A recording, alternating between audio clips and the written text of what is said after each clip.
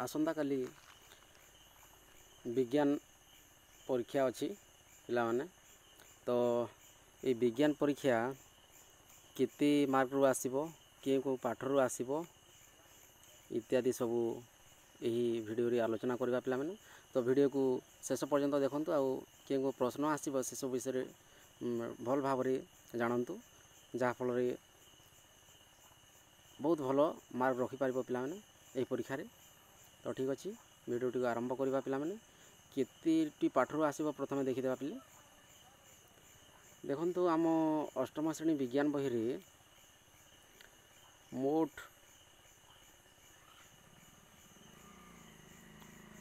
18टी पाठ अच्छी पिले अष्टादश अध्याय पर्यंत। तो 18टी पाठ जो अच्छी 18टी पाठरू माने हाफ इयरली परीक्षा रे अधा आसी थाए ताहला 9टी पाठ पर्यंत हाफ इयरली एग्जाम रे आसीबो।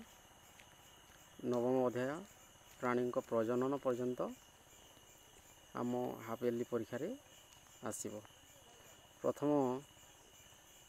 प्रथम पाठ पिले देखंतु शस्य उत्पादन परिचालना, द्वितीय अणुजीव उपकारी अणुजीव उपकारी तापर संश्लेषित तंतु प्लास्टिक्स, धातु अधातु, कोयला पेट्रोलियम, दहन शिक्षा, उद्भिद एवं प्राणी मान संरक्षण, कोष संगठन बा कोष गठन कार्य, प्राणी को प्रजनन एतिकिरु प्रश्न सब आसीबो पिला माने। तो देखिबा केउ पाठर के प्रश्न गुडी को आसीबार चांस अधिक अछि। पूरा ए वीडियो देखला परे पिला माने पूरा त माने 90% मार्क विज्ञान रे रखि पारिबो पिले पूरा गारंटी। तो देखिबा ए वीडियो रे प्रथम पाठ रो हमरो केउ प्रश्न सब आसीबो। प्रथम पाठ हमरो हला पिले शस्य उत्पादन और परिचालना। ए पाठ रो केउ प्रश्न आसीबार संभावना अछि। तो देखिबा शस्य उत्पादन और परिचालना एटा हला हमर प्रथम पाठ।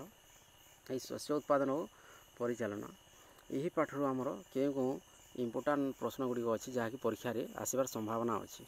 चलो देखिबा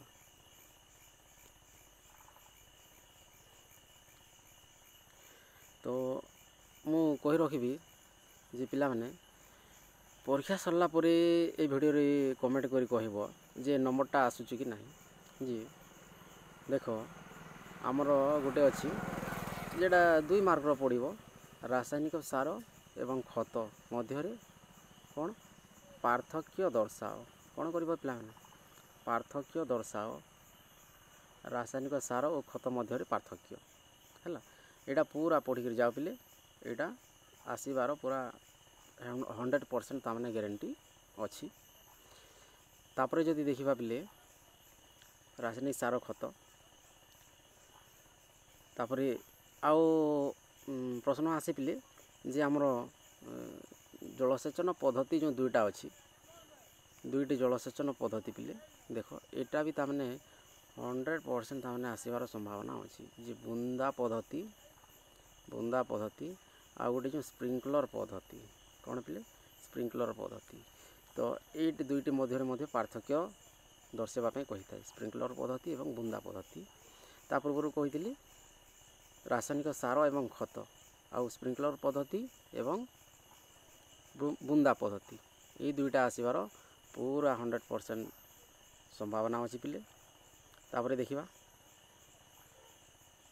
एही पाठरो विभिन्न हमरो शॉर्ट क्वेश्चन गुडा मध्य आसते 9टी पाठरू तामने हमको आसीबार अछि तामने 50 मार्क। तो 9टी पाठरू जदि आमे देखिबा पिले 9टी पाठरू पाखापाखी 5 मार्क 5.5 मार्क लेखाय तामने प्रत्येक पाठरू आसीबो प्रत्येक पाठरू इति आसीबो। तो एबे देखिबा प्रश्न उत्तर गुडी को जे केउ को जिनिस तामने ए पाठ रे आसीबार अछि।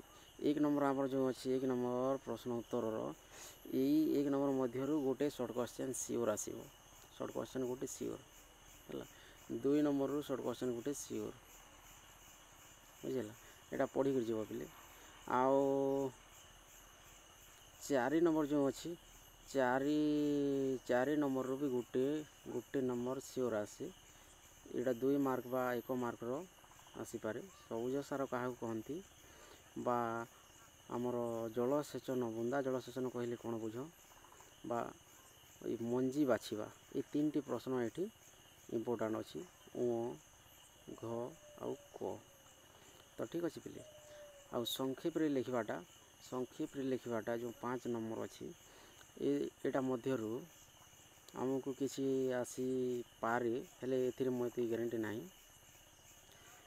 ତ 7 ନମ୍ବର ଯେଉଁ ଅଛି ପିଲେ ଦେଖିବା 7 ନମ୍ବରରୁ ଏଇ 7 ନମ୍ବର ଜଳସେଚନ କାହାକୁ କହନ୍ତି? ଜଳସେଚନ ଦୁଇଟି ପଦ୍ଧତି ବର୍ଣ୍ଣନା କର ଯେଉଁଥିରେ ଜଳ ସଂରକ୍ଷଣ ହୁଏ। ଏଇଟା ଆସିବାର ପୁରା ସମ୍ଭାବନା ଅଛି ପିଲେ ହେଲା। ଏଇଟା ଲଙ୍ଗ୍ କ୍ୱେଶ୍ଚନରେ ଆସିବ। କେଉଁଠି ଆସିବ ପିଲେ? ଲଙ୍ଗ୍ କ୍ୱେଶ୍ଚନରେ 4 ମାର୍କ ବା 5 ମାର୍କର ଗୋଟେ ଲଙ୍ଗ୍ କ୍ୱେଶ୍ଚନରେ ଆସିବ। ଏଇଟା ଜଳସେଚନ କାହାକୁ କହନ୍ତି? ଜଳସେଚନ ଦୁଇଟି ପଦ୍ଧତି ବର୍ଣ୍ଣନା କର। ତ ଏଇଟା ହେଲା ପିଲେ ଆମର ପ୍ରଥମ ପାଠର ମୁଖ୍ୟ ପ୍ରଶ୍ନ ଗୁଡ଼ିକ, ଯାହାକି ଆମର ପରୀକ୍ଷାରେ ଆସିବାର ଅଧିକ ସମ୍ଭାବନା ରହୁଛି ପିଲେ, ଅଧିକ ସମ୍ଭାବନା। ତ ଏବେ ଦ୍ୱିତୀୟ ପାଠକୁ ପଳାଇଯିବା ପିଲେ, ଉପକାରୀ ଅଣୁଜୀବ ଓ ଅପକାରୀ ଅଣୁଜୀବ। ଏହି ପାଠରୁ ମଧ୍ୟ ସେମିତି 5 ମାର୍କ 6 ମାର୍କଟି ଗ୍ୟାରେଣ୍ଟି ଆସେ। ତ ଆମେ ପଳାଇଯିବା ପିଲେ ଯେ ୟାର ବି ପ୍ରଶ୍ନ ଉତ୍ତର। ଏଠି ଆମକୁ ଗୋଟେ ଲୁଇସ୍ ପାଶ୍ଚରଙ୍କର ବିଷୟରେ ତାମାନେ ଗୋଟେ ଆସି ଯେ ଲୁଇସ୍ ପାଶ୍ଚରଙ୍କର ସେ କିଣନ ପଦ୍ଧତିଟା କ'ଣ ପଦ୍ଧତି? ଆମର କିଣନ ପଦ୍ଧତି କିଏ ଆବିଷ୍କାର କରିଥିଲେ? ଏଇଟା ସର୍ଟ କ୍ୱେଶ୍ଚନ୍ ତାମାନେ ପରୀକ୍ଷାରେ ଆସେ, କିଣନ ପଦ୍ଧତି। ଆଉ ଗୋଟେ ଯେଉଁ ପେନିସିଲିନ୍, ଆମେ ଯେଉଁ କହୁଛୁ ପେନିସିଲିନ୍ ଜୀବଘ୍ନ ବା ଆଣ୍ଟିବାୟୋଟିକ୍ ବୋଲି ଯାହା କହୁଛୁ, ଏଇଟା ମଧ୍ୟ ପରୀକ୍ଷାରେ ଆସେ ସର୍ଟ କ୍ୱେଶ୍ଚନରେ। ତ ଏଇଟା ମାନେ ଭଲ କରି ଦେଖିଥିବ ପିଲାମାନେ, ଏଇଟା ଆସିବାର ବହୁତ ସମ୍ଭାବନା ଅଛି। ତ ଏବେ ଦେଖିବା ପିଲେ, ତାପରେ ଆଗକୁ ଯିବା ଦେଖିବା ଏଠି ଆଉ ଗୋଟେ ଯବକ୍ଷାରଜାନ ବିବନ୍ଧନ କରୁଥିବା ନୀଳହରିତ ଶୈବାଳର ପ୍ରଶ୍ନ ମଧ୍ୟ ଆସିଥାଏ। ନୀଳହରିତ ଶୈବାଳ କାହାର ପିଲେ? ନୀଳହରିତ ଶୈବାଳର ଗୋଟେ ଯବକ୍ଷାରଜାନ ବିବନ୍ଧନ ମଧ୍ୟରେ ଏକ ସର୍ଟ କ୍ୱେଶ୍ଚନ୍ ଆସିଥାଏ। ତାପରେ ଦେଖିବା ପିଲେ ପ୍ରଶ୍ନ ଉତ୍ତରକୁ ପଳାଇବା। ପ୍ରଶ୍ନ ଉତ୍ତର ଆଉ ଏଇ ଯେଉଁ ଟେବୁଲ୍ ଦେଖୁଛ ପିଲାମାନେ, ଏଇ ଟେବୁଲ୍ରୁ ତ ଗୋଟେ ମାର୍କ ଆସିବାର ନିହାତି ପୁରା 100%, ଯେ କେଉଁ ରୋଗ କେଉଁ ମାଧ୍ୟମରେ ପ୍ରସାର ହୁଏ ଏବଂ କେଉଁ ଅଣୁଜୀବ ଦାୟୀ? କେଉଁ ଅଣୁଜୀବ ମାନେ ମନେ କରନ୍ତୁ ଯକ୍ଷ୍ମା, ମିଳିମିଳା, ହାଡ଼ଫୁଟି, ପୋଲିଓ ହେଲା ମଣିଷର ରୋଗ ହେଲା। ଏଇଟା ମଣିଷର ରୋଗ। ତ ଏ ରୋଗ ଗୁଡ଼ିକ ପାଇଁ କେଉଁ ଅଣୁଜୀବ ଗୁଡ଼ିକ ଦାୟୀ? ଦେଖନ୍ତୁ ବୀଜାଣୁ, ଭୂତାଣୁ। ତ ଏମାନଙ୍କ ମଧ୍ୟରୁ ଗୋଟେ ଆସିଥାଏ। ତ ଆମକୁ ଯଦି ପରୀକ୍ଷାରେ ଆସିବାର ସମ୍ଭାବନା ଅଛି ବୋଲେ ଆମକୁ ଏ ପୋଲିଓଟା ଆସେ ଅଧିକ ଥର, ଏଇଟା ପରୀକ୍ଷାରେ ଆସିଛି।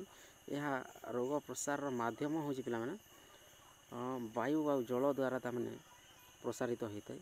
ଏଇ ରୋଗ ସୃଷ୍ଟି କରୁଥିବା ଅଣୁଜୀବ, ଏ ଅଣୁଜୀବର ନାଁ ହେଉଛି ପିଲେ ଭୂତାଣୁ ଜନିତ ରୋଗ ପୋଲିଓଟା।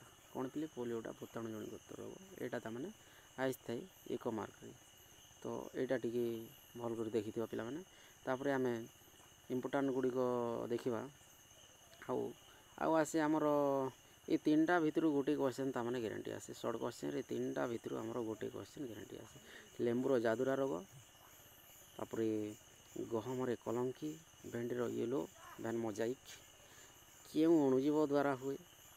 ରୋଗ ପ୍ରସାର ମାଧ୍ୟମ ନ ପଚାରିଲେ ଅଧିକାଂଶ ସମ୍ଭାବନା ଅଛି ପଚାରିବାର ଯେ କେଉଁ ଅଣୁଜୀବ? ବୀଜାଣୁ, କବକ, ଭୂତାଣୁର ଏଇ ଯେଉଁ 3ଟା ରୋଗ ଅଛି। ଲେମ୍ବୁର ଜାଦୁରା ରୋଗ ଏଇଟା ଅଧିକାଂଶ ସମୟରେ ଆସେ। ଆଉ ଗହମରେ କଳଙ୍କି ଏଇ 2ଟା ଅଧିକାଂଶ ସମୟରେ ଆସେ। ଆଉ 50% ତାମାନେ ଆସିବାର ସମ୍ଭାବନା ଅଛି ୟେଲୋ ଭେନ୍ ତାମାନେ ମୋଜାଇକ୍, ଯେଉଁ ଭେଣ୍ଡିର ଜାଦୁରା ରୋଗ ବା ଆମର ଭେଣ୍ଡୁର ଯେଉଁ ୟେଲୋ ଭେନ୍ ମୋଜାଇକ୍ ରୋଗଟା। ତ ଠିକ୍ ଅଛି ପିଲେ, ଆଗକୁ ଯିବା ଦେଖିବା। ତାପରେ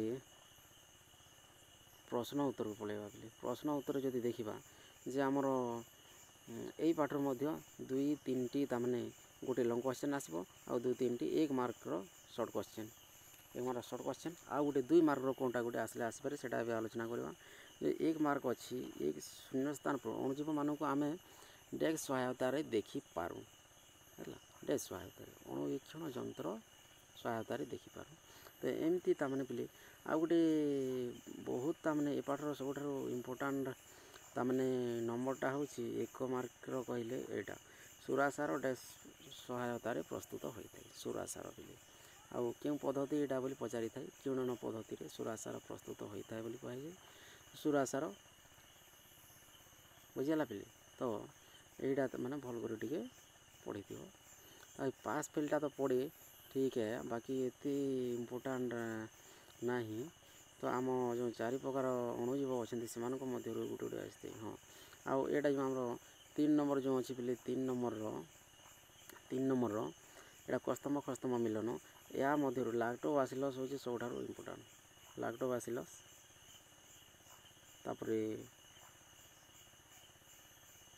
राइजोबियम एटा अधिकांश समय ताने देखा जाइए लैक्टोबासिलस कौन करें ये कौन करे ये बसा दही तैयारी करे बसा दही क्षीर को दही रे परिणत करे है राइजोबियम कौन करे पिले राइजोबियम जबक्षार जान विबंधन राइजोबियम बैक्टेरिया तो ये दुईटा बहुत ताने इम्पोर्टाट हेले बाकी समस्त टिके टिके जस्ट देखी देते पिला माने एटा माने भी आसबार बहुत संभावना अच्छी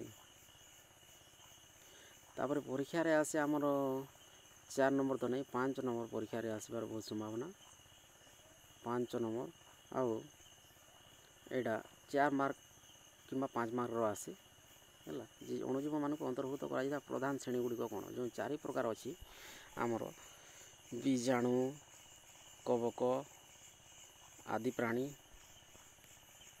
इत्यादि 4 प्रकार रहा बेले से 4 प्रकार ताने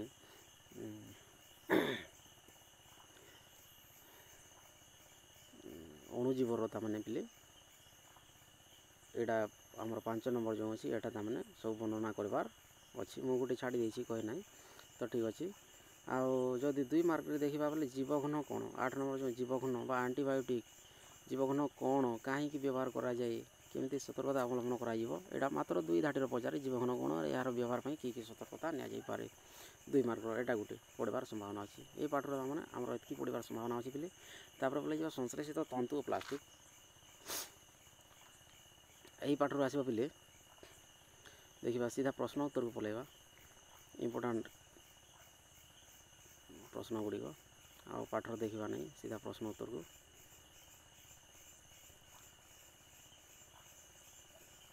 देख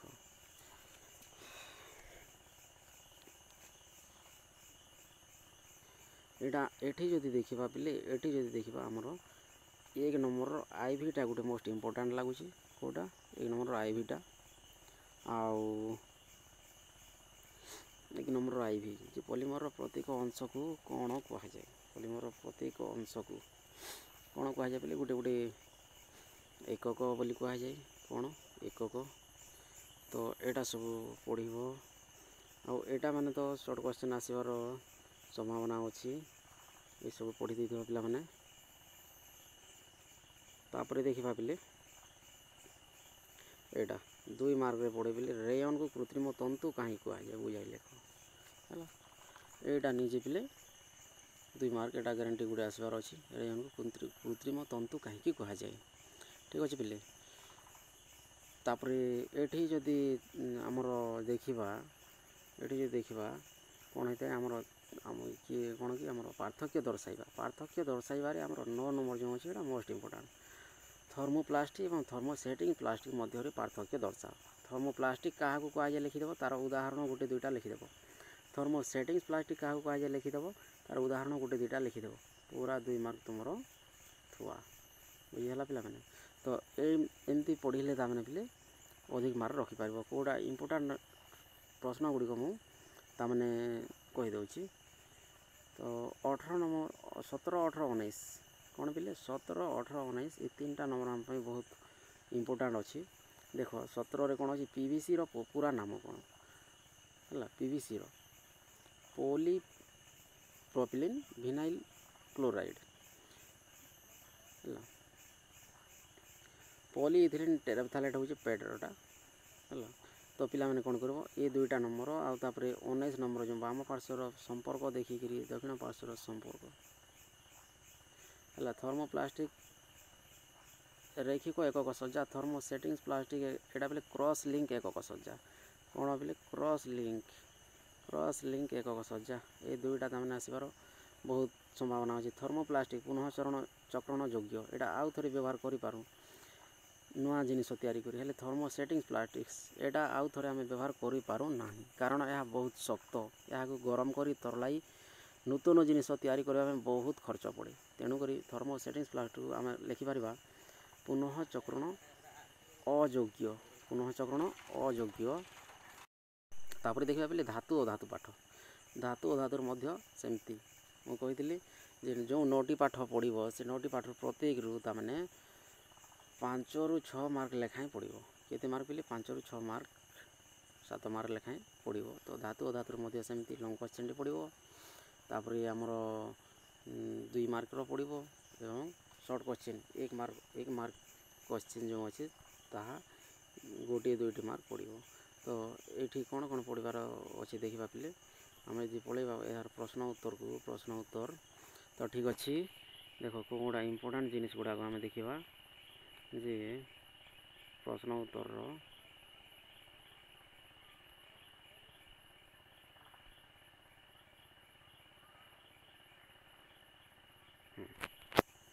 ये प्रश्न उत्तर आम 1 मार्क रे कोटा गोटे देख एटा 2 नंबर जो अच्छे पे 2 नंबर IIIV दुईटा बहुत इम्पोर्टाट है।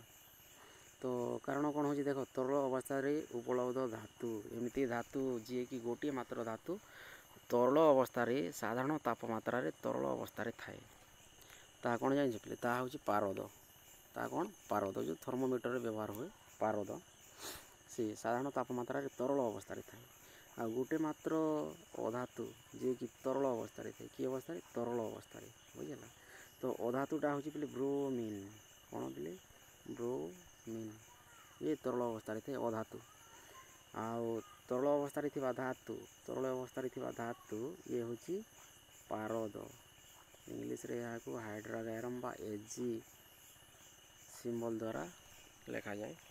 तो ठीक अच्छे पे ये आमर दुईटी अत्यंत इम्पोर्टाट प्रश्न डिस्कस करदेला। तापर आम जो देखा पे ये भी नंबरटा एटा 2 मार्क रे आसी भी नंबरटा उपधातु क्या कह जाए तार गोटे उदाहरण लिख उपधातु क्या कह जाए एवं तार उदाहरण बुझेगा पे। तो लिख तार कौन लिख डेफिनेशन लिख क्या कह जाए और तार उदाहरण टे लिख आम ये पढ़ले भिडियोटा बेसी लंबा हो। तो तेणुक पाठ पढ़ा ना पे यहाँ को आम कौन कौन नंबर आसो से कहीदेवा से तुम मैंने निजे पढ़ी न पे ठीक अच्छे। तो आगे पलैया आगे पलैले ये 3 नंबर गोटे क्वेश्चन आसे ग्यारंटी 3 रू गोटे ये मध्य जोटा गोटे है जो आमर कौन अच्छे कह जाए समीकरण, ए समीकरण गोटे बाध्य आसे, समीकरण गोटे बाध्य आसो। तो I रू X पर्यंत गोटे नंबर सियोर ठीक अच्छे।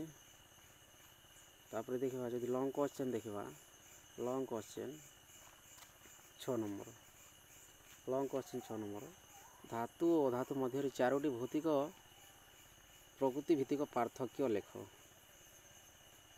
6-7 एटा पाखापाखि सामान अच्छे जे धातु और अधातु मध्य 3टी रासायनिक प्रकृति भित्तिक पार्थक्य लेख इम्पोर्टाट अच्छे पे पाठर एतकी इम्पोर्टाट। तापर आगे पलैबा नेक्स्ट पाठ कोयला और पेट्रोलियम, कोयला और पेट्रोलियम रू बहुत भल क्वेश्चन गुड़ी आसते पे देखा क्यों ताने क्वेश्चन गुड़ी आसो आम कोयला पेट्रोलियम रू।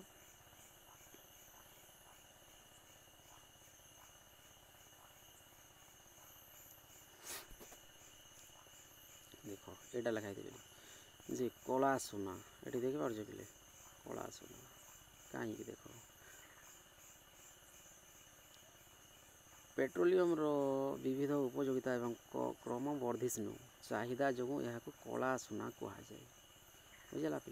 यहाँ 2 मार्क पड़ी था जे कला सुना क्या कह जाए गोटे उदाहरण दियो माने डेफिनेशन लिख क्या कह जाए आउ तार उदाहरण देदेव क्या पेट्रोलियम को पेट्रोलियम लिख। तो ये लिखिदेले 2 मार्क पाई बोले है ये लिखिदेले 2 मार्क ठीक अच्छे। एवं आम पलैबा प्रश्न उत्तर को प्रश्न उत्तर देखा कौन सब पड़े अंतर्धूम पातन विषय कौन अंतर्धूम हाँ ये 4 नंबरटा भी इम्पोर्टाट। बर्तमान पक्का रास्ता तैयारी कर डेस्क व्यवहार करा जाउछि बिटुमेन व्यवहार करा जाउछि जहाँकि पेट्रोलियम एक उत्पाद कहार पिले पेट्रोलियम एक उत्पाद एटा गोटे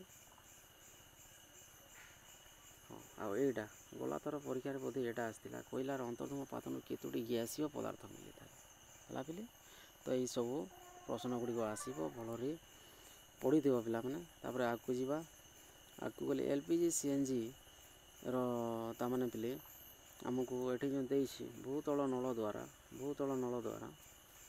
है क्यों दुटी गैस वितरण करा है कोल गैस और प्राकृतिक गैस पिले कौन कोल गैस प्राकृतिक गैस है तापरे पेट्रोलियम आंशिक पातन केतोटी इंधन मिलता है पेट्रोलियम आंशिक पातन 4टी मिलता है केतोटी पिले 4टी केतोटी इंधन 4टी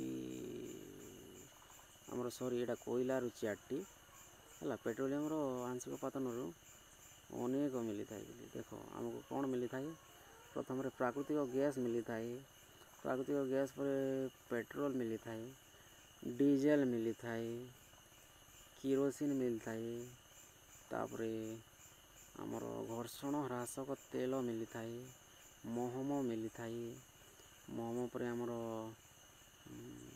पिचु बा विटामिन मिलता है एमती अनेक प्रकार जिनिस मिलता है पिले है आ गोटे जो आमर कौन ठीक अच्छे ये सब जिन मिलता है पिले तो यहाँ के उत्तर हे कौन पिले उत्तर हे अनेक बहुत गुड़ाई जिन मिलता है तापर आउ कौन इम्पोर्टाट अच्छे देखा बोले ये हाँ ये इम्पोर्टाट प्रश्नटे है जे क्यों कारण जो मोटर जान गुड़िक सीएनजी व्यवहार करा बुझाई लिख एटा बुझे लिख सीएनजी व्यवहार करने द्वारा बहुत कम परिमाण वायुमंडल प्रदूषित हुए तेणुक माने अलग पेट्रोल डीजेल किरोसिन अपेक्षा सीएनजी व्यवहार कले बहुत कम ताने प्रदूषण होता है से अपेक्षा है तेणुक पे सीएनजी को मोटर जान गुड़िक व्यवहार करा बुझाई लिख 2 मार्क पड़ी थो हाँ 2 मार्क पड़ी थो है तो ठीक अच्छे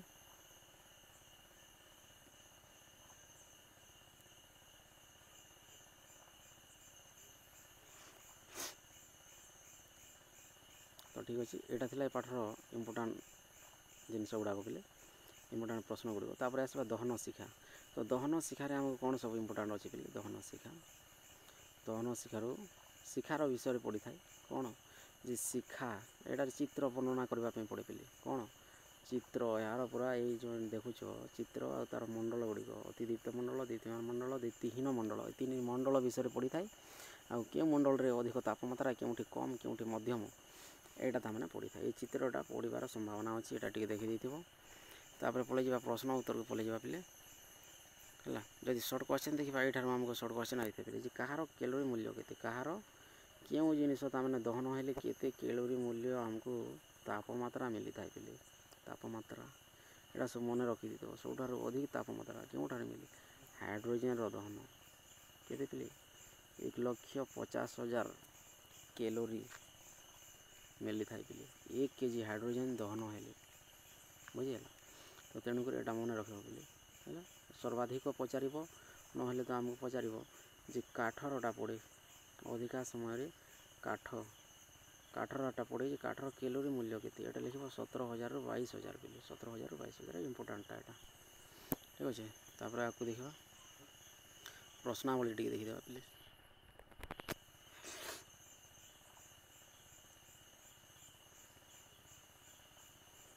1 नंबर है 1 नंबर पे 1 नंबर आमर गोटे इम्पोर्टाट अच्छी है 1 नंबर जो आमर अच्छी कौन पे देखा टी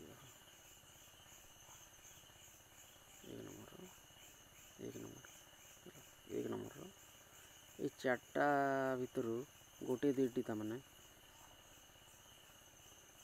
निआ धरवा को गोटे देख इंधन को निआ धरवाई तार डैश पर्यंत उत्तप्त करने को पड़े कौन पे प्रज्वलन तापमात्रा जिते गरम हेले गोटे पदार्थ जलिवाई रेडी हो जाए आरंभ हो जाए जलिवा आरंभ करे सेटा को तार प्रज्वलन तापमात्रा कहुए तेणुक प्रज्वलन तापमात्रा पर्यंत उत्तप्त करने को पड़े यहाँ उत्तर हे पे तो यहाँ गोटे मुख्य माने इम्पोर्टाट क्वेश्चनटा यहाँ मन रख तापर आउ कौन अच्छे पे ये गोटे ଦେଖାଯାଉଛି। ଆଉ ଏଇଟା ଯେଉଁ କହିଲି ଏଇଟା ତ ସେ କାଠର କ୍ୟାଲୋରୀ ମୂଲ୍ୟ LPGର ସମସ୍ତଙ୍କର କ୍ୟାଲୋରୀ ମୂଲ୍ୟ ସେଠୁ ଟେବୁଲରୁ କହିଥିଲି ବିଲେ ସେଇଟା ମାନେ ଟିକେ ସବୁ ଯାକ ମନେ ରଖିଦେଇଥିବ ହେଲା।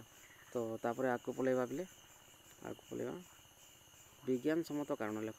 ଏ ମଧ୍ୟରୁ ଗୋଟେ ଗ୍ୟାରେଣ୍ଟି ପଡ଼େ ବିଜ୍ଞାନ ସମ୍ମତ 2 ନମ୍ବର ଯେଉଁ ବିଜ୍ଞାନ ସମ୍ମତ କାରଣ ଲେଖ। ଦେଖ କେଉଁଟା ପଡ଼ିବ କେଉଁଠି ବେଶୀ ତାମାନେ ସାଧାରଣତଃ ମହାଶୂନ୍ୟରେ ଦହନ ସମ୍ଭବର ନୁହେଁ। ଏଇଟା ଆସେ ନାହିଁ। ଯାତ୍ରୀବାହୀ ଯାନବାହନରେ ପେଟ୍ରୋଲ ଡିଜେଲ କିରୋସିନ ଇତ୍ୟାଦି ପଦାର୍ଥ ନେବାକୁ ଅନୁମତି ଦିଆଯାଏ ନାହିଁ। ଏଇଟା ବି ବେଶୀ ଆସେ ନାହିଁ ପ୍ରଶ୍ନରେ। ଉତ୍ତପ୍ତ କଢ଼େଇରେ ଟୋପାଏ ତେଲ ପକାଇଦେଲେ ବେଳେବେଳେ ତେଲରେ ନିଆଁ ଧରିଯାଏ। କ'ଣ ହୁଏ ବୋଲେ ତେଲରେ ନିଆଁ ଧରିଯାଏ। କାରଣ ସେହି ତେଲଟି ପିଲେ କ'ଣ ହୋଇଯାଇଥାଏ ତା'ର ପ୍ରଜ୍ୱଳନ ତାପମାତ୍ରାରେ ପହଞ୍ଚି ସାରିଥାଏ ହେଲା। ତ 2 ନମ୍ବରରୁ ବିଜ୍ଞାନ ସମ୍ମତ କାରଣ ଏଇଟା ଏଠି ଆସିବାର ଏତେ ଆଶା ଲାଗୁନାହିଁ। ତେଣୁକରି ଆମେ 3 ନମ୍ବରକୁ ପଳେଇବା ପିଲେ। ହଁ 3 ନମ୍ବରର ପୁରା 3 ନମ୍ବରଟା ପଢ଼ିବାର ପୁରା ତାମାନେ ଏଇଟା ଏତିକି ହେଲା। ତାରା ମାନେ ଦବ ଦବ କରିବା ନ କରିବା ଏଇଟା ତ ଆସିବନି ଆସିବ କହିହେବ ନାହିଁ। ହେଲେ ଦହନ କହିଲେ କ'ଣ ବୁଝ ଏଇଟା ଗ୍ୟାରେଣ୍ଟି ଆସେ। କ'ଣ ଆସେ ଏଇଟା ଗ୍ୟାରେଣ୍ଟି ଆସେ। ଗୋଟେ ଜିନିଷ ଦହନ ହୁଏ ନୂତନ ପଦାର୍ଥଟିଏ ସୃଷ୍ଟି ହୁଏ ହେଲା। ତ ଦହନ ଏକ ରାସାୟନିକ ପ୍ରତିକ୍ରିୟା। ତ ଏଇଟା ସବୁ ଲେଖିବ ପିଲେ। ଆଉ 4 ନମ୍ବର ଯେଉଁ ଅଛି ଦହନ ସଂଘଟିତ ହେବା ପାଇଁ କେଉଁ କେଉଁ ଜିନିଷ ବା କାରକର ଆବଶ୍ୟକ ହୋଇଥାଏ। 3ଟି ଜିନିଷ ଯେ ଦାହ୍ୟ ପଦାର୍ଥ ଦହନରେ ସହାୟକ ପଦାର୍ଥ ଏବଂ ପ୍ରଜ୍ୱଳନ ତାପମାତ୍ରା। 3ଟା ପିଲେ ବହିରେ ଅଛି ଦେଖିଦେବ। 3ଟା ଏଇ 3ଟା ଜିନିଷରୁ ଗୋଟେ ଜିନିଷ କମ୍ ହୋଇଗଲେ ନିଆଁ ଜଳିବ ନାହିଁ। କୌଣସି ଜିନିଷ ଜଳିବ ନାହିଁ। ଏ 3ଟା ଜିନିଷ ବାଧ୍ୟ ଦରକାର। ଆଉ ନିଆଁ ଆମେ ଯେବେ ବି ଲିଭାଇବା ପାଇଁ ଚେଷ୍ଟା କରିଥାଉ ଏ 3ଟା ଜିନିଷରୁ ଗୋଟେ ଜିନିଷ କମ୍ କରିଥାଉ। ଯେକୌଣସି ଜାଗାରେ ଯଦି ନିଆଁ ଜଳୁଥାଏ ପାଣି ଢାଲି ଯଦି ନିଆଁକୁ ଯଦି ଆମେ ଆୟତ୍ତ କରିଥାଉ ତାହେଲେ ସେ ପାଣି ଢାଳିବା ଦ୍ୱାରା ସେହି ପଦାର୍ଥର ପ୍ରଜ୍ୱଳନ ତାପମାତ୍ରା ତଥା ଗରମଟା କମିଯାଇଥାଏ। ଯାହାଫଳରେ ଆମ 3ଟି ଜିନିଷ ଯେଉଁ ଦହନରେ ସହାୟକ ଅଛି ସେ 3ଟି ଜିନିଷ ଭିତରୁ ଗୋଟେ କମ୍ ହୋଇଯାଏ। ତ ଗୋଟେ କମ୍ ହୋଇଗଲେ ସେ ପଦାର୍ଥ ଆଉ ଜଳିବ ନାହିଁ। ତ ତେଣୁକରି ପାଣି ଢାଳିବା ଦ୍ୱାରା କ'ଣ ହୁଏ ପାଣି ଢାଳିବା ଦ୍ୱାରା ଗୋଟେ ପଦାର୍ଥରେ ଲାଗିଥିବା ନିଆଁ ଲିଭିଯାଏ। ହେଲେ ସବୁ ପଦାର୍ଥରେ ଲାଗିଥିବା ନିଆଁକୁ ଆମେ ପାଣି ଢାଲି ଲିଭେଇ ପାରିବା ନାହିଁ। ଯେମିତିକି ଇଲେକ୍ଟ୍ରିକ୍ ସର୍ଟ ସାର୍କିଟ୍ରୁ ଲାଗିଥିବା ନିଆଁ ଆମେ ପାଣି ଢାଲି ଲିଭେଇ ପାରିବା ନାହିଁ ହେଲା। ସେଠି ଅଲରେଡ଼ି ତାମାନେ ଇଲେକ୍ଟ୍ରିକ୍ କରେଣ୍ଟ ପ୍ରବାହିତ ଯୋଗୁଁ ବହୁତ ଗରମ ବା ପ୍ରଜ୍ୱଳନ ତାପମାତ୍ରା ସୃଷ୍ଟି ହୋଇଥାଏ ହେଲା। ତେଣୁ ଆମେ ପାଣି ସେଠି ଢାଳିବା ନାହିଁ। ପାଣି ଏକ କଣ୍ଡକ୍ଟାନ୍ସ ବା କଣ୍ଡକ୍ଟର ଯାହାଦ୍ୱାରା ଇଲେକ୍ଟ୍ରିସିଟି ପ୍ରବାହ ହୋଇଥାଏ। ତ ପାଣି ଦ୍ୱାରା କୌଣସି ଫରକ ପଡ଼େ ନାହିଁ ଇଲେକ୍ଟ୍ରିସିଟିକୁ। ତ ସେଥିପାଇଁ ପିଲେ ପାଣି ଢାଳିବ ନାହିଁ। ଆହୁରି ଅଧିକ ସେଠି ତାମାନେ ବିପଦ ସୃଷ୍ଟି ହେବ। ତ ସେଥିପାଇଁ ପାଣି ସାଧାରଣ ଜିନିଷ ଗୁଡ଼ିକ ଲିଭାଇବାରେ ସାଧାରଣ ନିଆଁ ଲିଭାଇବାରେ ଜଳର ବ୍ୟବହାର କରାଯାଇଥାଏ ହେଲା। ଆଉ ଯଦି ଇନ୍ଧନ ଗୁଡ଼ିକ ପେଟ୍ରୋଲ ଡିଜେଲ କିରୋସିନ ବା LPG CNGରେ ଯଦି ନିଆଁ ଲାଗିଥାଏ ତାହେଲେ ସେଠି ମଧ୍ୟ ଆମେ ପାଣି ଢାଲି ଲିଭେଇ ପାରିବା ନାହିଁ। ପାଣି ବା ଜଳ ବ୍ୟବହାର କରି ଲିଭେଇ ପାରିବା ନାହିଁ। ତା'ର କାରଣ ହେଉଛି ପିଲାମାନେ ତା'ର କାରଣ ହେଉଛି ଯେ ଏଇ 3ଟା ଯାକ ପେଟ୍ରୋଲ ଡିଜେଲ କିରୋସିନ ଆଉ ପ୍ରାକୃତିକ ଗ୍ୟାସ୍ ବା LPG CNG ଏମାନେ ସମସ୍ତେ ଜଳ ବା ପାଣି ଠାରୁ ହାଲୁକା। ତେଣୁକରି ଆମେ ଯଦି ପାଣି ଢାଳିବାକୁ ଚେଷ୍ଟା କରିବା ତାହେଲେ ଏମାନେ ପାଣିର ଉପରକୁ ପଳେଇ ଆସିବେ। ପାଣିର କ'ଣ ହେବ ୱାଟରର ଉପରେ ତେଲ ଜିନିଷ ଗୁଡ଼ିକ ସମସ୍ତେ ହାଲକା ବା ଗ୍ୟାସ୍ ଜିନିଷ ଗୁଡ଼ିକ ପାଣି ଠାରୁ ହାଲକା। ତ ସେମାନେ ସମସ୍ତେ ପେଟ୍ରୋଲ ଡିଜେଲ କିରୋସିନ କିମ୍ବା ଗ୍ୟାସ୍ ସବୁ ପାଣିର ଉପରକୁ ପଳେଇ ଆସିବେ। ତ ଉପରକୁ ପଳେଇ ଆସିଲେ ସେ ନିଆଁଟା ଅକ୍ସିଜେନ୍ ସଂସ୍ପର୍ଶରେ ଆସିବ ହେଲା।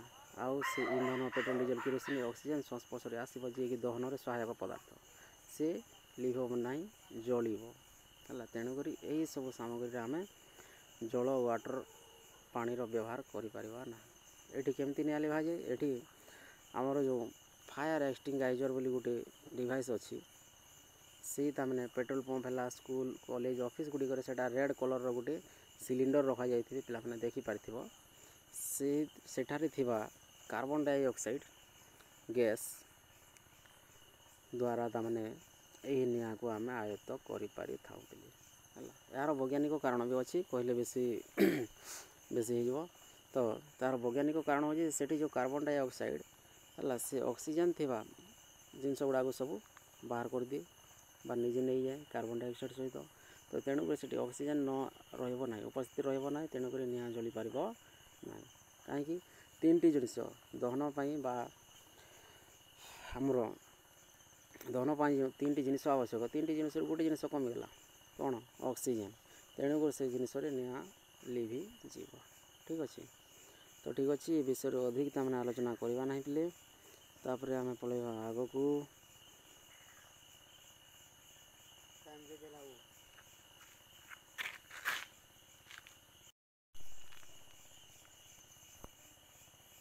ତାପରେ ଦେଖିବା ପିଲେ ଆମର ସପ୍ତମ ଅଧ୍ୟାୟ ଉଦ୍ଭିଦ ଏବଂ ପ୍ରାଣୀମାନଙ୍କର ସଂରକ୍ଷଣ। ଏହି ପାଠରୁ ମଧ୍ୟ 4-5 ମାର୍କର ପ୍ରଶ୍ନ ଆସିବାର ସମ୍ଭାବନା ଅଛି ପିଲେ। ତ ଦେଖିବା ଏହାର ପ୍ରଶ୍ନ ଉତ୍ତରକୁ ପଳେଇବା। ତ ଏହାର ପ୍ରଶ୍ନ ଉତ୍ତରରେ ଆମର ଅଭୟାରଣ୍ୟ, ଜାତୀୟ ଉଦ୍ୟାନ ଇତ୍ୟାଦି ବିଷୟରେ ପଚାରିଥାଏ, ଆଉ ରେଡ୍ ଡାଟା ବୁକ୍ ବିଷୟରେ ପଚାରିଥାଏ। ତ କେଉଁଟା ଆମର ଇମ୍ପୋର୍ଟାଣ୍ଟ ଜିନିଷ ଗୁଡ଼ିକ ସେଇଟା ଦେଖିବା ପ୍ରଥମେ। ଯେ ପ୍ରାଣୀମାନଙ୍କୁ ସେମାନଙ୍କ ନିଜର ପରିବେଶରେ ସୁରକ୍ଷା ଦେବା ସ୍ଥାନକୁ କ'ଣ କୁହାଯାଏ? ଅଭୟାରଣ୍ୟ କୁହାଯାଏ। ଗୋଟେ ନିର୍ଦ୍ଦିଷ୍ଟ ସ୍ଥାନରେ ଦେଖାଯାଉଥିବା ପ୍ରାଣୀ ଓ ଉଦ୍ଭିଦ ଜାତିକୁ ସେଠାର ସ୍ଥାନିକ ଜାତି କୁହାଯାଏ ପିଲେ। ଏଇଟା ଜାଣିଛ ଅଲରେଡ଼ି। ତ ଏଇଟା ମାନେ ଆଉ ପରିବ୍ରାଜକ ପକ୍ଷୀ ଡ୍ୟାସ୍ ପରିବର୍ତ୍ତନ ଯୋଗୁଁ ବହୁ ଦୂରକୁ ଉଡ଼ିଯାଇଥାଏ। ଏଇଟା ପାଗ ପରିବର୍ତ୍ତନ ଯୋଗୁଁ ପାଗ। ତ ଠିକ୍ ଅଛି। ପ୍ରଭେଦ ବା ପାର୍ଥକ୍ୟ ଦର୍ଶାଅ ଅଛି 2 ନମ୍ବରରେ। ପ୍ରଭେଦ ବା ପାର୍ଥକ୍ୟ ଦର୍ଶାଅ ହେଲା। ଏଇଟା ଆମକୁ କ ନମ୍ବର ଆଉ ଗ ନମ୍ବରର ଅଭୟାରଣ୍ୟ ଏବଂ ଜୀବମଣ୍ଡଳ ସଂରକ୍ଷିତ ସ୍ଥାନ ବା ଏଠି ଆମର ଜାତୀୟ ଉଦ୍ୟାନ କ'ଣ ଆସେ? ଜାତୀୟ ଉଦ୍ୟାନ। ତ ଏହା ବଦଳରେ ଜାତୀୟ ଉଦ୍ୟାନ ମଧ୍ୟ ଆସିପାରେ। ତ ପାର୍ଥକ୍ୟ ଦର୍ଶାଇବ ହେଲା। ଚିଡ଼ିଆଖାନା, ଅଭୟାରଣ୍ୟ ତ ଏଇଟା ପ୍ରାୟ ଆସେ ନାହିଁ। ବିପଦଗ୍ରସ୍ତ ଏବଂ ବିଲୁପ୍ତ ଜାତି ଉଦ୍ଭିଦ ସମୂହ, ପ୍ରାଣୀକୁଳ ହେଲା। ଏହି ଦୁଇଟି ମଧ୍ୟରେ ପାର୍ଥକ୍ୟ ଦର୍ଶାଇବା ପାଇଁ ଆସିଥାଏ ପିଲେ ହେଲା। ଏଇଟା ଟିକେ ଦେଖିବ। ତାପରେ ଏଠି ଇମ୍ପୋର୍ଟାଣ୍ଟ ଆଉ କ'ଣ ରହିଲା ଦେଖିବା। ଇମ୍ପୋର୍ଟାଣ୍ଟ ଯଦି ଦେଖିବା ସଂକ୍ଷେପରେ ଲେଖ। 5 ନମ୍ବରଟା ବେଲେ ସଂକ୍ଷେପରେ ଲେଖ ଆମର ଇମ୍ପୋର୍ଟାଣ୍ଟ ଅଛି। ଆମେ କାହିଁକି ଜୈବ ବିବିଧତା ସଂରକ୍ଷଣ କରିବା? ଏଇଟା ଗୋଟେ ଇମ୍ପୋର୍ଟାଣ୍ଟ ଅଛି। ଆଉ ଗୋଟେ ଏଇଟା 2 ମାର୍କର ଆସିଥାଏ। କେତେକ ଆଦିବାସୀ ଜଙ୍ଗଲ ଉପରେ ନିର୍ଭର କରନ୍ତି, କିପରି, କାହିଁକି ହେଲା। ଏଇଟା ଇମ୍ପୋର୍ଟାଣ୍ଟ ଅଛି 2 ମାର୍କର। ଏଇଟା ଆସିବାର ସମ୍ଭାବନା ଅଛି। ଏଇଟା ଟିକେ ଦେଖିଦେଇଥିବ। ତାପରେ ଆଉ ଚ ଏ ଦୁଇଟା ତାମାନେ ଆସିବାର ପୁରା ସମ୍ଭାବନା ଅଛି, ପୁରା ଗ୍ୟାରେଣ୍ଟି ଅଛି ପିଲେ। ଯେ ରେଡ୍ ଡାଟା ବୁକ୍ କହିଲେ କ'ଣ ଆଉ ପରିବ୍ରଜନ କହିଲେ କ'ଣ ହେଲା। ରେଡ୍ ଡାଟା ବୁକ୍ ଯେଉଁ ବହିରେ ତାମାନେ ବା ଯେଉଁ ବୁକ୍ରେ ବିପଦଗ୍ରସ୍ତ ଜାତିମାନଙ୍କ ବିଷୟରେ ବର୍ଣ୍ଣନା କରାଯାଇଥାଏ, ଲେଖାଯାଇଥାଏ, ସେଇ ବୁକ୍କୁ ରେଡ୍ ଡାଟା ବୁକ୍ କୁହାଯାଏ। ପରିବ୍ରଜନ ମାନେ ଅନୁକୂଳ ବା ପ୍ରତିକୂଳ ପାଗ ସମୟରେ ପକ୍ଷୀମାନେ ଯେଉଁ ଅନ୍ୟ ସ୍ଥାନକୁ ଉଡ଼ି ଯାଇଥାନ୍ତି ନିଜେ ଅଣ୍ଡା ଦେବା ପାଇଁ, ତ ସେହି ପ୍ରକ୍ରିୟାକୁ ଗୋଟେ ସ୍ଥାନରୁ ଅନ୍ୟ ସ୍ଥାନକୁ ଉଡ଼ି ଯାଇଥାନ୍ତି ସେଟାକୁ ପରିବ୍ରଜନ ବୋଲି କୁହାଯାଏ। କ'ଣ? ପରିବ୍ରଜନ କୁହାଯାଏ। ଆଉ ସେହି ପକ୍ଷୀମାନଙ୍କୁ ପରିବ୍ରାଜୀ ପକ୍ଷୀ ବା ପରିବ୍ରାଜକ ପକ୍ଷୀ ବୋଲି କୁହାଯାଇଥାଏ। ତ ଏଇଟା ହେଲା ଆମର ଏ ପାଠର ଇମ୍ପୋର୍ଟାଣ୍ଟ ନମ୍ବର ଗୁଡ଼ିକ ପିଲେ। ତ ଠିକ୍ ଅଛି। ତାପରେ ପଳେଇଯିବା ଆମର 8 ନମ୍ବର ପାଠ କୋଷ ଗଠନ ଏବଂ କାର୍ଯ୍ୟ। କୋଷର ଗଠନ ଏବଂ କାର୍ଯ୍ୟ। କୋଷର କେମିତି ତିଆରି ହେଇଛି ଏବଂ ତା'ର କାର୍ଯ୍ୟ କ'ଣ ଦେଖିବା। ଠିକ୍ ଅଛି ପିଲେ। ଏହାର ପ୍ରଶ୍ନ ଉତ୍ତରକୁ ପଳେଇବା। ଏହି ପାଠରୁ ଆମକୁ 2ଟି ତାମାନେ ଗୋଟେ ନମ୍ବର ପୁରା ଆସିବାର ସମ୍ଭାବନା ଥାଏ, ଯେ 2 ମାର୍କର। ଉଦ୍ଭିଦ କୋଷ ଏବଂ ପ୍ରାଣୀ କୋଷ ମଧ୍ୟରେ ପାର୍ଥକ୍ୟ ଦର୍ଶାଅ। କ'ଣ? ପାର୍ଥକ୍ୟ ଦର୍ଶାଅ। ଉଦ୍ଭିଦ କୋଷ ହେଲା ଆଉ ପ୍ରାଣୀ କୋଷ। ଏଇଟା ଉଦ୍ଭିଦ କୋଷ, ପ୍ରାଣୀ କୋଷ ମଧ୍ୟରେ ପାର୍ଥକ୍ୟ ଦର୍ଶାଅ। ଏଇଟା ଟିକେ ଭଲ କରି ଦେଖିବ। ତାପରେ ପଳେଇଯିବା ଆମେ ପିଲେ ପ୍ରଶ୍ନ ଉତ୍ତରକୁ। ପ୍ରଶ୍ନ ଉତ୍ତରକୁ ପଳେଇଯିବା। ଏଠି ବହୁତ ଇମ୍ପୋର୍ଟାଣ୍ଟ ପ୍ରଶ୍ନ ଗୁଡ଼ିକ ଅଛି ପିଲେ। 1 ମାର୍କ ସର୍ଟ କ୍ୱେଶ୍ଚିନ୍ର ଏଠି ଆସିବାର ଦେଖ। ଉଦ୍ଭିଦ କୋଷର ବାହାର ଆବରଣକୁ କ'ଣ କୁହାଯାଏ? ଇମ୍ପୋର୍ଟାଣ୍ଟ। ଏଇଟା ଟିକେ ଦେଖିବ। ଏମିବା ଶରୀରରେ ବାହୁଥିବା ପ୍ରବର୍ଦ୍ଧକ କ'ଣ କୁହାଯାଏ? ତାପରେ ଯେ କୋଷର ନ୍ୟୁକ୍ଲିୟସ୍ ନ୍ୟୁକ୍ଲିୟସ୍ ନାହିଁ ତାହାକୁ ଡ୍ୟାସ୍ କୋଷ କୁହାଯାଏ। ଦେଖିବ। ବଂଶଗତିର ଏକକ। ଏଇଟା ପୁରା 100% ଗ୍ୟାରେଣ୍ଟି ଆସିବାର ସମ୍ଭାବନା। ତାପରେ ଯଦି ଦେଖିବା 2 ମାର୍କର 3 ନମ୍ବରରେ ଆମର ପଡ଼ି ଯେଉଁ ଅଛି ଏଟାର ଆମର ପ୍ରାକ୍ ନିଷ୍ଠୀୟ କୋଷ କିମ୍ବା ସୁନିଷ୍ଠୀୟ କୋଷ ଏ ଦୁଇଟାରୁ ଗ୍ୟାରେଣ୍ଟି ଗୋଟେ ପଡ଼ିବ ହେଲା। ଆଉ ଏଟାର 2 ମାର୍କ ପଡ଼ିଥାଏ। କେତେ ମାର୍କ କହିଲେ 2 ମାର୍କ। 4 ନମ୍ବରର ଏ ଭିତରୁ ଗୋଟେ ପଡ଼ିବା ଗ୍ୟାରେଣ୍ଟି ଏଟା ପଡ଼ିଥାଏ ଆମକୁ ଅଧିକ ସମୟରେ କୋଷ ଝିଲ୍ଲିର କାର୍ଯ୍ୟକ୍ରମ ଆଉ ଜିନ୍ କଣ ବହନ କରି ଏ ଦୁଇଟା ଖ ଆଉ ଗ ଏଟା ଅଧିକ ସମ୍ଭାବନା ଅଛି ଏଟା ଲେଖିବା ପିଲେ। 5 ନମ୍ବରକୁ ଯଦି ପଳେଇବା 5 ନମ୍ବରରେ ଦେଖିବା ପିଲେ ଏଠି ଆମକୁ କୋଷ ଜୀବକ ବିଷୟରେ ଅଧିକ ସମୟରେ ଆସିଥାଏ। କୋଷ ଜୀବକ ଏବଂ ଗୁଣସୂତ୍ର ଏ ଦୁଇଟି ବିଷୟରେ ଅଧିକ ଆସିବାର ସମ୍ଭାବନା ଅଛି। ତ ତେଣୁକରି ପିଲେ ହଁ ଆଉ ଗୋଟେ 7 ନମ୍ବର ଯେଉଁ ଅଛି 7 ନମ୍ବରଟା କହିଥିଲି ପାର୍ଥକ୍ୟ ଦର୍ଶାଇବା ପାଇଁ ଯେ ପ୍ରାଣୀ କୋଷ ଉଦ୍ଭିଦ କୋଷର ଚିତ୍ର ଅଙ୍କନ କରି 3ଟି ପାର୍ଥକ୍ୟ ଦର୍ଶାଅ। ଯଦି ନାମ ଗୁଡ଼ିକ ଖାଲି ଲେଖିବା ପାଇଁ ଯଦି କହିବ ଏ ଚିତ୍ର ଏଠି କ'ଣ କହିଛି ଚିତ୍ର ଅଙ୍କନ କରି ତା'ର ଅଙ୍ଗ ଗୁଡ଼ିକର ବା ଉଦ୍ଭିଦ କୋଷରେ କ'ଣ କ'ଣ ଥାଏ ପ୍ରାଣୀ କୋଷରେ କ'ଣ କ'ଣ ଥାଏ ଏଇଟା ପଚାରିପାରେ। କିମ୍ବା ପୂର୍ବରୁ ଯେଉଁ କହିଲି ଉଦ୍ଭିଦ କୋଷ ପ୍ରାଣୀ କୋଷ ମଧ୍ୟରେ ପାର୍ଥକ୍ୟ ଖାଲି ସାଧା ଲେଖି ବିନା ଚିତ୍ରରେ ବି ଆସି। ତ ଏବେ ଆମର ଶେଷ ପାଠ ପିଲେ ଏହି ପରୀକ୍ଷା ପାଇଁ ଶେଷ ପାଠ ପ୍ରାଣୀଙ୍କ ପ୍ରଜନନ 9ମ ଅଧ୍ୟାୟ ପିଲେ ପ୍ରାଣୀଙ୍କ ପ୍ରଜନନ ଏହି ପାଠରୁ କେଉଁ କଥା ମାନେ ପ୍ରଶ୍ନ ଗୁଡ଼ିକର ଆସିବାର ସମ୍ଭାବନା ଅଛି। ଆମେ ପଳେଇବା ପ୍ରଶ୍ନ ଉତ୍ତରକୁ ପିଲେ। ପ୍ରଶ୍ନ ଉତ୍ତରରେ ଦେଖିବା ଯେ କେଉଁ ଗୁଡ଼ିକ ତାମାନେ ଆମର ଇମ୍ପୋର୍ଟାଣ୍ଟ ଅଛି। ଏଠି ଯଦି ଦେଖିବା ପିଲେ ପ୍ରଥମେ ଗୋଟେ ଲଙ୍ଗ କ୍ୱେଶ୍ଚନ୍ ଦେଖିବା 6 ନମ୍ବର ଅଲିଙ୍ଗି ଜନନ କ'ଣ ପ୍ରାଣୀର ଅଲିଙ୍ଗି ଜନନର 2ଟି ଉପାୟ ବର୍ଣ୍ଣନା କର ଏଟା ଦେଇଛି। କେଉଁଟା ପିଲେ ଏମିବା ଠାରେ ଅଲିଙ୍ଗି ଜନନ ଦେଖାଯାଏ ଯାହାକୁ ଆମେ କ'ଣ କହିଥାଉ ପିଲେ ଯେ ଦୁଇ ବିଭାଜନ ପ୍ରକ୍ରିୟା ଏଟା ବୁଝାଇ ଲେଖିବ ବେଶୀ କିଛି କହିବା ନାହିଁ। ତାପରେ ଆଉ ଗୋଟେ ଅଛି ପିଲେ ହାଇଡ୍ରା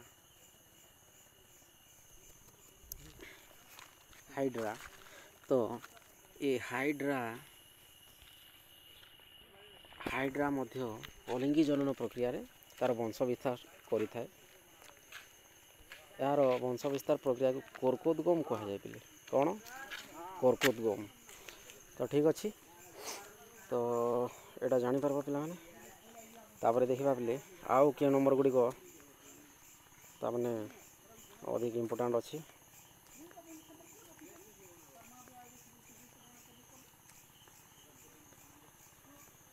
ଆଉ ସର୍ଟ କ୍ୱେଶ୍ଚନ୍ ଗୁଡ଼ିକ ପଡ଼ିଥାଏ ପିଲେ ଏଠି ସେ ସର୍ଟ କ୍ୱେଶ୍ଚନ୍ ଗୁଡ଼ିକ ନାହିଁ ହେଲେ କେଉଁଠି ଅଛି ସେଇଟା ପିଲେ ସେଇଟା ଅଛି ଆମ ପାଠରେ ଅଛି ହେଲା।